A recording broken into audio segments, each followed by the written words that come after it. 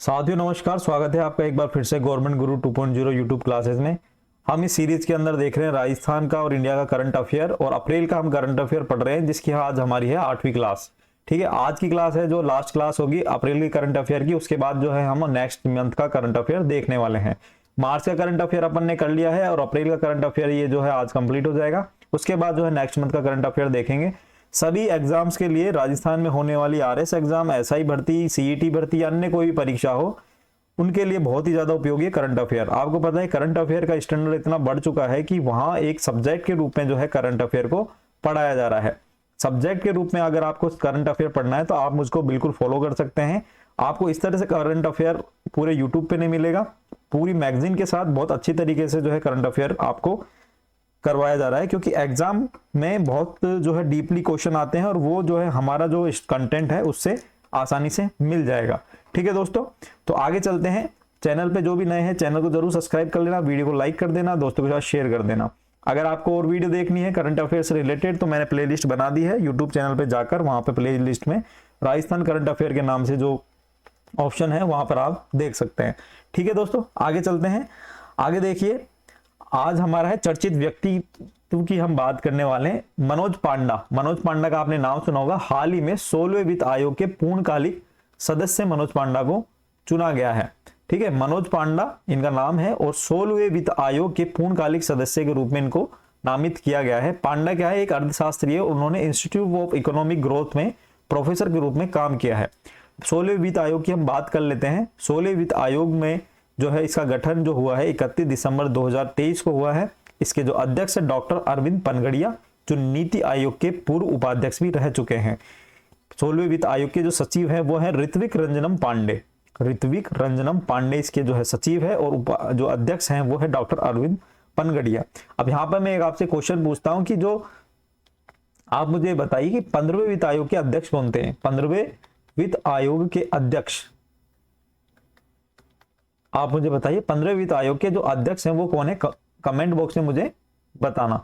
ठीक है दोस्तों, तो इसमें देख लिए पूर्णकालिक सदस्य कौन है, अजय नारायण झा, एनी जॉर्ज मैथ्यू, निरंजन राज्याध्यक्ष, और चौथे हैं मनोज पांडा, जिनको हाल ही में नियुक्त किया गया है।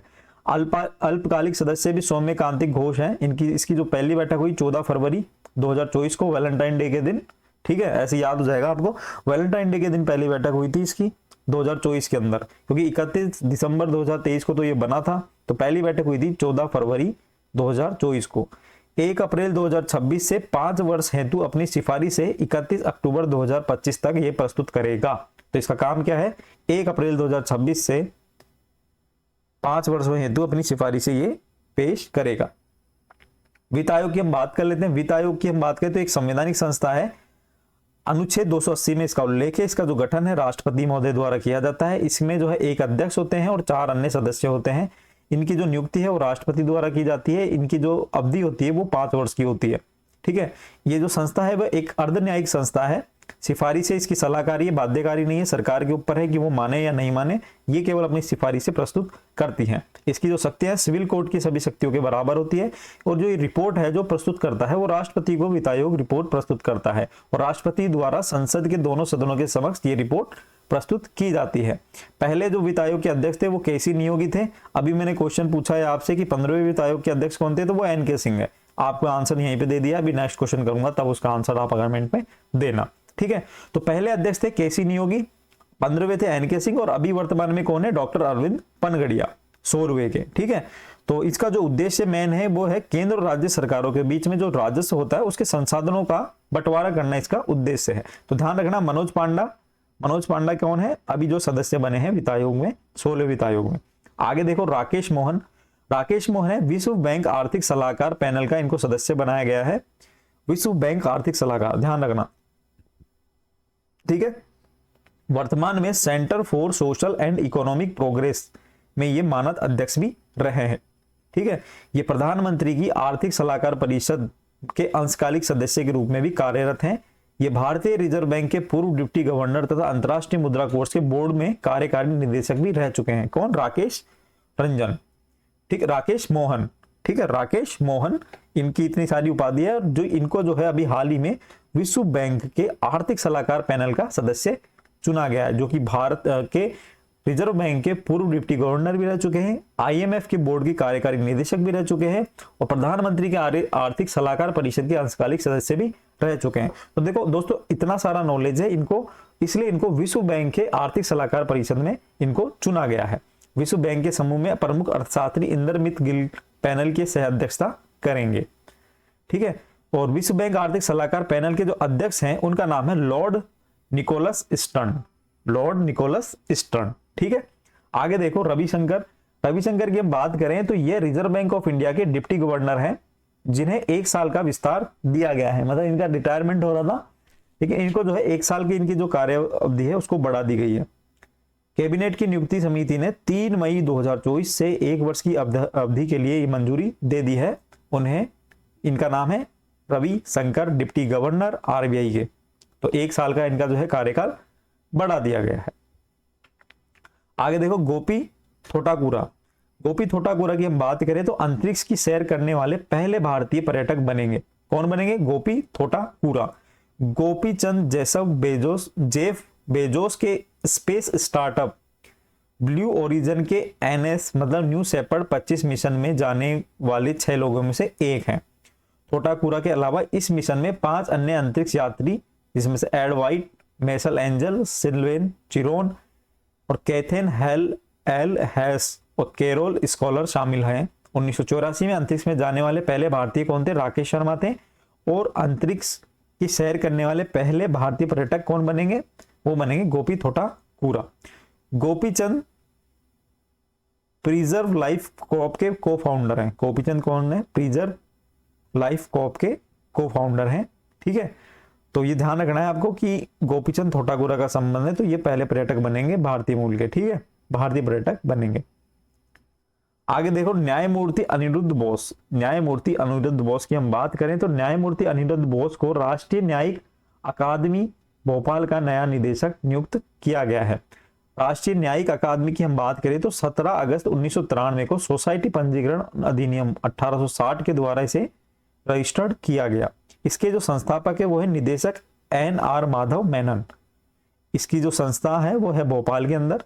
इसका जो उद्देश्य है उसकी हम बात करें कि देश भर में ट्रायल कोर्ट और संवैधानिक न्यायालयों के न्यायाधीशों को प्रशिक्षण और शिक्षा प्रदान करना इसका उद्देश्य है। तो न्यायमूर्ति अनिरुद्ध बोस को अभी जो है भोपाल में राष्ट्रीय न्यायिक अकादमी का निदेशक चुना गया है। ये उच्चतम न्यायालय के सेवानिवृत्त न्यायाधीश हैं। ठीक है, और आपको मैं एक चीज बता देता हूं कि जो भी मैं ये पढ़ा रहा हूं कंटेंट, ये आपको मिल जाएगा, इजी वे में मिल जाएगा। इसकी जो पीडीएफ है वो आपको अवेलेबल हो जाएगी, आप वहां से डाउनलोड कर सकते हैं। वो है टेलीग्राम चैनल है मेरा गवर्नमेंट गुरु 2.0, वहां उसका लिंक आपको डिस्क्रिप्शन में मिल जाएगा। वहां पे से आप जो है ये पीडीएफ ले सकते हैं। पिछले महीने की भी, मार्च की भी पीडीएफ ले सकते हैं। बहुत अच्छा कंटेंट है, आपको देख के समझ में भी आ रहा होगा। आगे देखो नईमा खातून की हम बात करें तो नईमा खातून अलीगढ़ मुस्लिम विश्वविद्यालय की पहली महिला कुलपति नियुक्त हुई है। अलीगढ़ मुस्लिम यूनिवर्सिटी की पहली महिला कुलपति कौन है? नईमा खातून। अपने आप में बहुत इंपॉर्टेंट है दोस्तों, इसको लगा लेना, बस इंपॉर्टेंट लगा लेना। इनका कार्यकाल जो है 5 साल का रहेगा। जगजीत पावड़िया की हम बात करें तो जगजीत पावड़िया तीसरे कार्यकाल के लिए अंतर्राष्ट्रीय नारकोटिक्स कंट्रोल बोर्ड के पुनः क्या चुने गए हैं? अध्यक्ष चुने गए हैं। इन्हें मार्च 2025 से 30 के लिए 5 साल के लिए चुना गया है। श्री पावड़िया 2015 से लगातार अंतर्राष्ट्रीय नारकोटिक्स कंट्रोल बोर्ड के सदस्य थे और इनको जो है दोबारा से चुना गया है, सदस्य चुना गया है इनको, है ना। अंतर्राष्ट्रीय नारकोटिक्स कंट्रोल बोर्ड की हम बात करें तो 1968 में स्थापित हुआ था और यह संयुक्त राष्ट्र अंतर्राष्ट्रीय दवा नियंत्रण सम्मेलनों के कार्यान्वयन के लिए स्वतंत्र और अर्धन्यायिक निगरानी निकाय है। ठीक है, इसमें जो है 13 सदस्य होते हैं जो आर्थिक और सामाजिक परिषद से द्वारा निर्वाचित होते हैं। आर्थिक और सामाजिक परिषद आपको पता है यूएनओ के अंदर जो एक हमारा जो यूएनओ का एक अंग है आर्थिक सामाजिक परिषद, उसके जो सदस्य होते हैं। इसमें विश्व स्वास्थ्य संगठन द्वारा नामित व्यक्तियों की सूची में से चिकित्सा, औषधि और फार्मास्यूटिकल अनुभव वाले 3 सदस्यों का भी चयन किया जाता है, जबकि 10 सदस्यों का चयन सरकारों द्वारा नामित व्यक्ति की सूची में से किया जाता है। तो इतना ज्यादा इंपॉर्टेंट ध्यान नहीं रखना, केवल ये ध्यान रखना कि जगजीत पावड़िया को जो है तीसरे कार्यकाल के लिए सदस्य चुना गया है अंतर्राष्ट्रीय नारकोटिक्स कंट्रोल बोर्ड का। दिनेश कुमार त्रिपाठी, ये नाम सुना होगा आपने, दिनेश कुमार त्रिपाठी भारतीय नौसेना का नया प्रमुख नियुक्त किया गया है। 1 मई को एडमिरल आर हरि कुमार का स्थान इन्होंने ले लिया है। दिनेश कुमार त्रिपाठी जो है नौसेना, अब नौसेना क्या होती है, जो आपकी जल सेना है, ठीक है, ठीक है। तो इनको जो है हरि कुमार का इन्होंने स्थान लिया है। पश्चिमी नौसेना कमान के फ्लैग ऑफिसर कमांडिंग चीफ के रूप में ये कार्यरत रहे थे दिनेश कुमार त्रिपाठी, जिनको अभी 38वें वाइस एडमिरल बने थे। 4 जनवरी 2024 को नौसेना स्टाफ के 38वें वाइस एडमिरल ये बने थे, ठीक है। तो दिनेश कुमार त्रिपाठी नौसेना, दिनेश कुमार त्रिपाठी नौसेना, दिमाग में थोड़ा सा दिमाग में रखना। मुकेश दलाल की हम बात करें तो मुकेश दलाल क्या है, सूरत लोकसभा सीट से 18वीं लोकसभा के लिए पहले निर्विरोध सांसद निर्वाचित हुए हैं। अभी हमारे देश में जो है लोकसभा के चुनाव हुए हैं, लोकसभा चुनाव के अंदर आपने एक नाम सुना होगा, वो है मुकेश दलाल। गुजरात में सूरत एक लोकसभा सीट है, वहां से जो है इनको पहला निर्विरोध सांसद चुना है, मतलब इनके सामने कोई खड़ा ही नहीं हुआ, ठीक है। इनके सामने जो भी खड़े हुए थे उन्होंने अपने वापस नाम ले लिए थे। वो 8 उम्मीदवार थे। इन्होंने कांग्रेस के कैंडिडेट थे नीलेश कुंभानी, चुनाव अधिकारी के समक्ष प्रस्ताव पेश नहीं कर पाए थे। मतलब कांग्रेस के जो नीलेश कुंभानी थे इनके सामने, उन वो नामांकन ही नहीं भर पाए थे, है ना, प्रस्तावक पेश नहीं कर पाए थे। इस कारण उनका जो है नामांकन रद्द हो गया था। और नामांकन रद्द होने के बाद जो बचे हुए 8 उम्मीदवार थे उन्होंने भी अपना नाम वापस ले लिया। इस तरह से मुकेश दलाल जो है निर्विरोध सांसद चुने गए। इससे पहले वर्ष 2012 में उत्तर प्रदेश के कन्नौज में समाजवादी पार्टी से डिंपल यादव निर्विरोध चुनी गई थी। तो दोस्तों इसको लगा लो इंपॉर्टेंट, ये क्वेश्चन आ सकता है एग्जाम के अंदर कि पहली कौन चुनी गई थी, डिंपल यादव समाजवादी पार्टी से 2012 में, और अभी कौन चुने गए हैं, मुकेश दलाल। नलिन प्रभात की हम बात करें तो नलिन प्रभात एक वरिष्ठ आईपीएस अधिकारी है। इनको क्या है, देश के आतंकवाद निरोध बल राष्ट्रीय सुरक्षा गार्ड का एनएसजी का महानिदेशक नियुक्त किया गया है। वह सीआरपीएफ में भी अतिरिक्त महानिदेशक के पद पर रहे हैं। कैबिनेट की नियुक्ति समिति ने 31 अगस्त 2028 तक की अवधि के लिए इसकी मंजूरी दे दी है। तो एनएसजी कमांडो आपने नाम सुना होगा, तो उसके जो निदेशक हैं, महानिदेशक हैं, वो है नलिन प्रभात, आईपीएस हैं, ठीक है, आईपीएस हैं। और आपको इतना ही ध्यान रखना है। आगे देखो अद्वैत नायर, अद्वैत नायर की हम बात करें तो नायका की सह संस्थापक और सीईओ अद्वैत नायर को वर्ल्ड इकोनॉमिक फोरम के 2024 की यंग ग्लोबल लीडर्स कम्युनिटी में शामिल किया गया है। ये बहुत इंपॉर्टेंट है दोस्तों, लगा लो, आरएस के अंदर 100% पूछा जाएगा, ये मैं आपको बता रहा हूं। अद्वैत नायर वर्ल्ड इकोनॉमिक फोरम के 2024 की यंग ग्लोबल लीडर्स कम्युनिटी में शामिल हैं। अद्वैत नायर, नायर एक परिवर्तन निर्माता और उद्यमी के रूप में अपने काम के लिए दुनिया भर के 90 व्यक्तियों के एक समूह में शामिल हुई है। अद्वैत नायर वह दुनिया की सबसे शक्तिशाली व्यापारिक नेताओं में से एक है। उन्होंने कंपनी की स्थापना और इसे व्यवसाय का रूप देने में महत्वपूर्ण भूमिका निभाई है। ध्यान रखना, अद्वैत नायर इकोनॉमिक जो फोरम है, वर्ल्ड इकोनॉमिक फोरम, उसमें यंग ग्लोबल लीडर्स कम्युनिटी के जो है शामिल हुई है। कमल किशोर की हम बात करें, संयुक्त राष्ट्र महासचिव एंटोनियो गुटेरस ने कमल किशोर को आपदा जोखिम न्यूनीकरण के लिए अपना विशेष प्रतिनिधित्व नियुक्त किया है।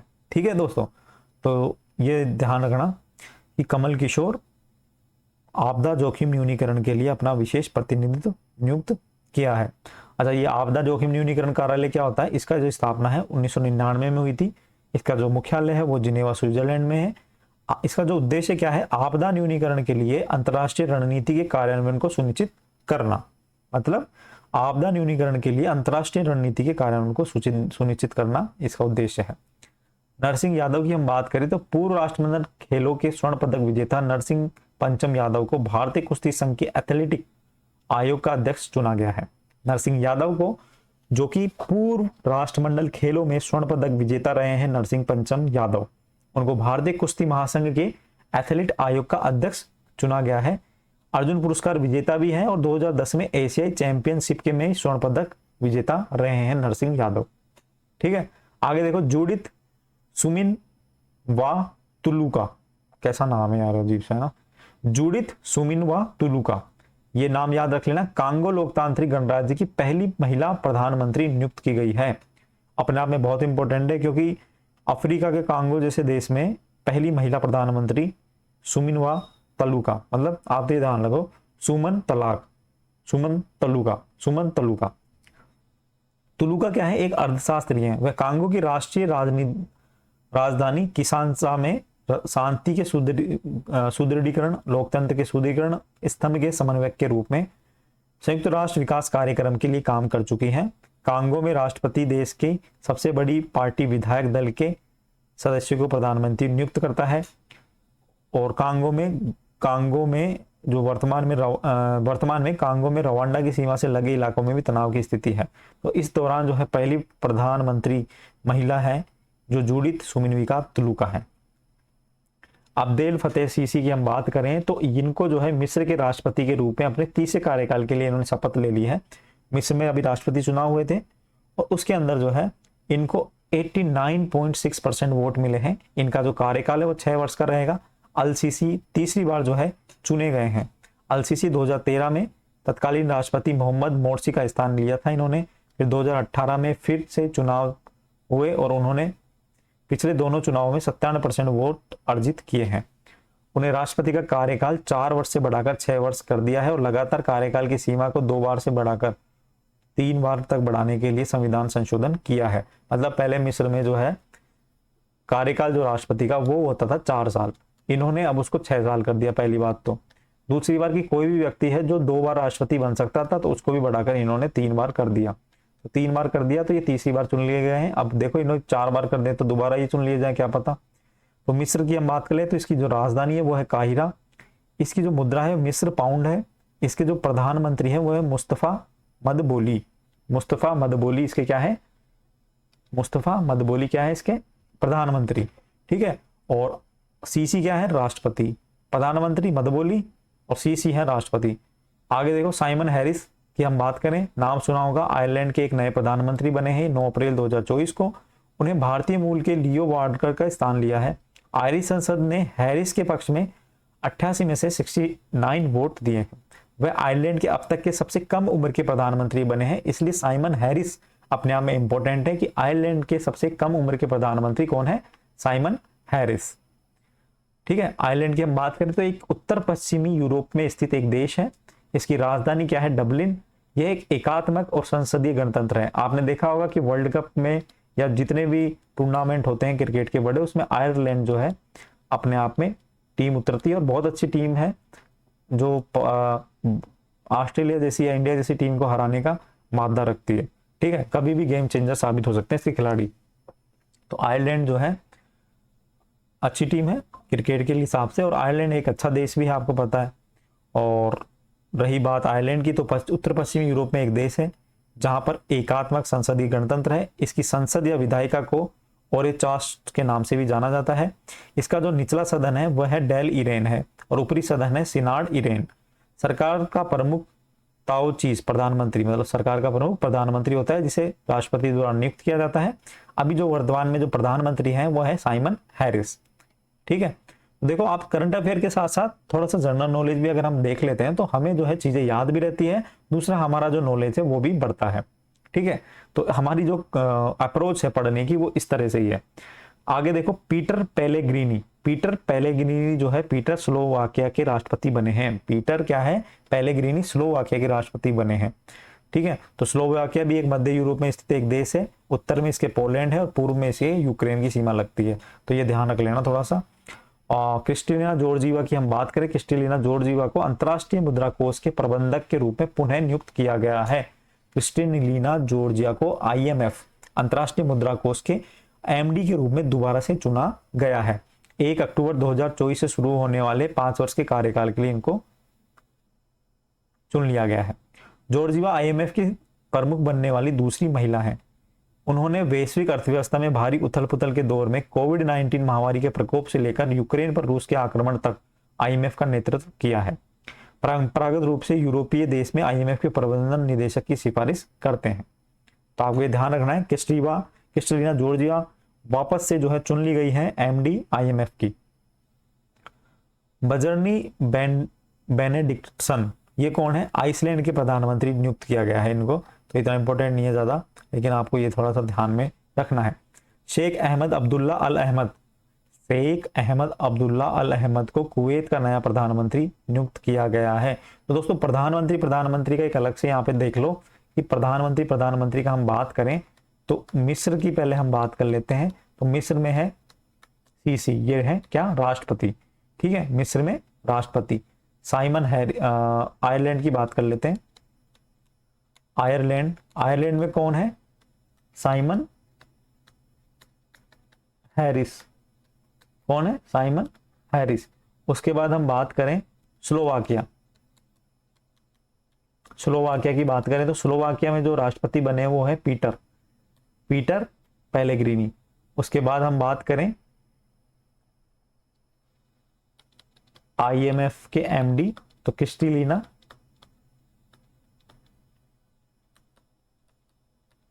Kristalina Georgia. ठीक है, जॉर्जिया है ना। और कुवैत की हम बात करें तो कुवैत की हम बात कर लेते हैं, लोग कुवैत की भी देख लेते हैं। तो कुवैत में कौन है, अल अहमद। ठीक है, तो अहमद अब्दुल्ला अल अहमद, तो ये थोड़ा सा ध्यान रखना। ठीक है, और अच्छा हाँ, आज ये मैं वीडियो बना रहा हूं तो अब मैं आपसे क्वेश्चन करने वाला हूं। अभी हाल ही में यूनाइटेड किंगडम में जो है चुनाव हुए हैं प्रधानमंत्री के, तो प्रधानमंत्री के जो चुनाव हुए उसमें वर्तमान में किसे जो है विजेता घोषित किया गया है, कौन जीता है। तो अभी मतलब कहने का मतलब है कि यूके के जो प्रधानमंत्री है, प्राइम मिनिस्टर है, वो कौन है, कमेंट बॉक्स में मुझे जरूर बताएं। आप ये वीडियो देख रहे होंगे तब तक वो चुन लिए गए हैं, और कमेंट बॉक्स में मुझे जरूर बताएं कि कौन है यूके के प्रधानमंत्री। ठीक है, देखता हूं आपकी नॉलेज कितनी है। तो आगे चलो, ये देखो कुवैत के नए प्रधानमंत्री बन चुके हैं, कौन, शेख अहमद अब्दुल्ला अल अहमद। आगे देखो रस्क की हम बात करें तो रस्क है जो ब्रिटिश नागरिक और मैराथन धावक रस्क ने 7 अप्रैल को 352 दिवसीय ओडिसी के साथ 16 देशों की यात्रा करने के बाद पूरे अफ्रीका में अपनी दौड़ पूरी करी है। तो रस्क को ध्यान रखना, ये कौन है, एक धावक है, मैराथन धावक। संजय नायर की हम बात करें तो संजय नायर हैं सोरिन इन्वेस्टमेंट फंड के चेयरमैन। संजय नायर ने वर्ष 2024-25 के लिए उद्योग मंडल एसोचैम अध्यक्ष का पद संभाला है। तो संजय नायर, एक तो संजय नायर हैं और एक जो है आपके ये जो एक अद्वैत नायर, वर्ल्ड इकोनॉमिक फोरम के 2024 की यंग ग्लोबल लीडर्स कम्युनिटी में शामिल हुए अद्वैत नायर। ठीक है, और यहाँ पे कौन है, संजय नायर। एसोचैम की हम बात करें, एसोचैम क्या होता है, इसका पूरा नाम है associated chamber of commerce and industry of India. इसका जो मुख्यालय वो नई दिल्ली में, इसकी स्थापना 1920 में हुई थी। इसका उद्देश्य जो है कि भारत के शीर्ष व्यापार संघों में से ये क्या एक है, और ये संगठन भारत में व्यापार और वाणिज्य के हितों का प्रतिनिधित्व करता है। उसके बाद देखो जयश्री दास वर्मा, ये उद्योग मंडल फिक्की महिला संगठन के 41वें अध्यक्ष के तौर पर कार्यग्रहण इन्होंने ग्रहण किया है। पीटर हिक्स का इन्होंने, आप लोगों ने बहुत नाम सुना होगा। पीटर हिक्स की 94 साल की उम्र में इनका निधन हो गया है। उन्होंने हिग्स बोसोन कण के अस्तित्व पर एक सिद्धांत दिया था जिसका नाम रखा गया गॉड पार्टिकल। हिग्स बोसोन आपने सुना होगा कि ब्रह्मांड की खोज कैसे हुई, उसके ऊपर जो है वैज्ञानिक खोज चल रही है। तो हिग्स बोसोन कण का नाम उन्होंने रखा गॉड पार्टिकल। ठीक है, तो ये पीटर हिग्स वही हैं। ठीक है, तो इन्होंने ये नाम दिया था गॉड पार्टिकल, और ब्रह्मांड की खोज करने के लिए जो हिग्स बोसोन कण है उसका जो है खोज इन्होंने की थी। इनका जो है निधन हो गया है 94 साल की उम्र में। ठीक है, गॉड पार्टिकल की खोज 4 जुलाई 2012 को जिनेवा में हुई। स्विट्जरलैंड के पास यूरोपीय परमाणु अनुसंधान संगठन सन में लार्ज हाइड्रोजन कोलाइडर LHC का प्रयोग के दौरान की गई थी। ठीक है, तो सन ने इसमें जो LHC लार्ज हाइड्रोजन कोलाइडर का प्रयोग के दौरान इसमें गॉड पार्टिकल की खोज की गई थी। गॉड पार्टिकल के अस्तित्व की भविष्यवाणी करने के सिद्धांत के लिए उन्हें फ्रैंकोइट्स एंगल्ट के साथ 2013 में भौतिकी में संयुक्त रूप से नोबेल पुरस्कार दिया गया था। तो नोबेल पुरस्कार विजेता थे पीटर हिग्स, इनको संयुक्त रूप से दिया गया था। साथ में कौन थे, फ्रैंकोइस एंगल्ट।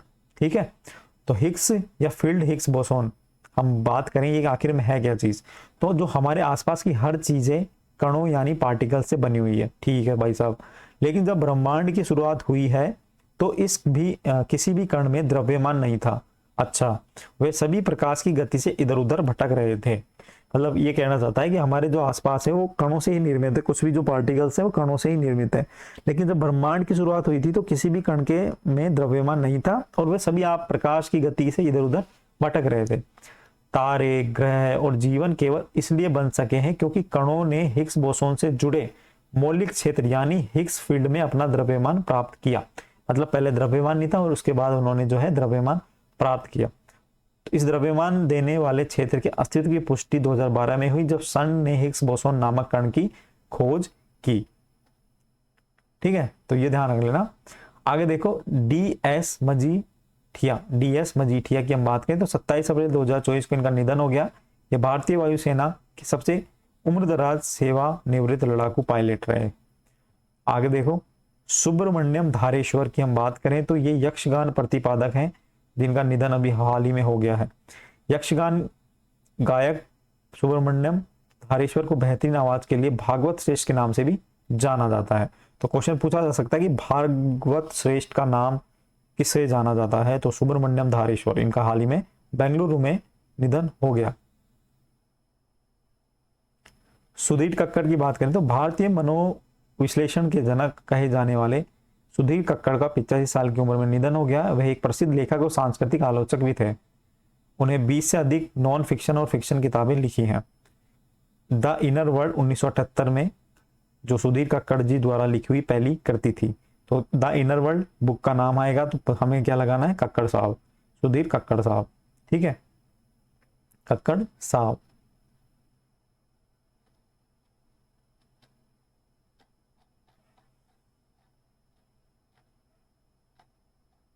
आगे देखो चर्चित स्थल की हम बात करें तो नाथवा झाकड़ी की हम बात कर लेते हैं। भारत की पहली बहुउद्देशीय हरित हाइड्रोजन पायलट परियोजना का उद्घाटन किया गया है।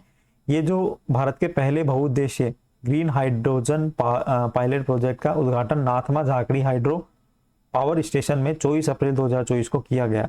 1500 मेगावाट का ये प्रोजेक्ट हिमाचल प्रदेश के झाकड़ी में स्थित है। ये सतलज जल निगम से संबंधित है। ठीक है, तो ये ध्यान रखना है आपको कि नाथपा झाकड़ी हिमाचल प्रदेश में सतलज जल निगम ने ये जो प्रोजेक्ट बनाया है। फणगिरी ऐतिहासिक सिक्के के भंडार मिले हैं फणगिरी में। तो फणगिरी है तेलंगाना के विरासत विभाग ने राजधानी हैदराबाद है 110 किलोमीटर दूर प्रसिद्ध बौद्ध विरासत स्थल फणगिरी के अंदर सिक्कों के भंडार की खोज की है। तो पूछा जा सकता है कि फणगिरी का संबंध है, तो सिक्कों की खोज से है। बौद्ध विरासत स्थल था, कहां पर है, तेलंगाना से 110 किलोमीटर दूर ये स्थान था। ठीक है, और ये जो है हम बात करें ऐसी मान्यता कि फणगिरी दक्कन के पश्चिम में और पूर्वी तट को जोड़ने वाले प्राचीन व्यापार मार्ग दक्षिणा पथ पर पहाड़ी की चोटी पर एक सामूहिक रूप से महत्वपूर्ण बौद्ध मठों में से एक था फणगिरी। ठीक है, तो ये ध्यान रखना है। भारतीय अनुसंधान स्टेशन अंटार्कटिका में भारत का तीसरा डाकघर खोला गया है। डाक विभाग अंटार्कटिका में भारतीय अनुसंधान स्टेशन पर भारत के डाकघर की शाखा खोलेगा। इस स्टेशन का नया पिन कोड MH1718 होगा। इसमें जो नोट है वो है वर्तमान में अंटार्कटिका पर भारत के 2 सक्रिय अनुसंधान स्टेशन है। पहले का नाम है मैत्री, दूसरे का नाम है भारती।